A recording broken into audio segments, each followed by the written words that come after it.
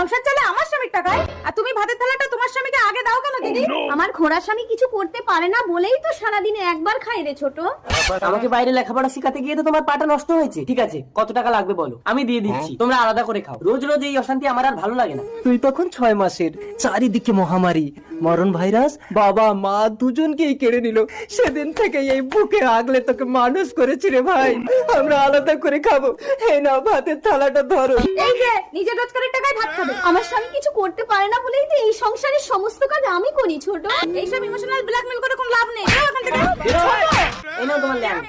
বড় বউ, আমার না ভীষণ খিদে পেয়েছে। এই ভাতটা আমি খেয়ে নেবো। না না, এবার তুমি খেও না। এটা নোংরা। আয় ম্যাও আয়। বড় বউ, ওরা তো ভাতটা ফেলে দিয়েছে, চলো খেয়ে নেই। नफरत की दुनिया को छोड़ के प्यार की दुनिया में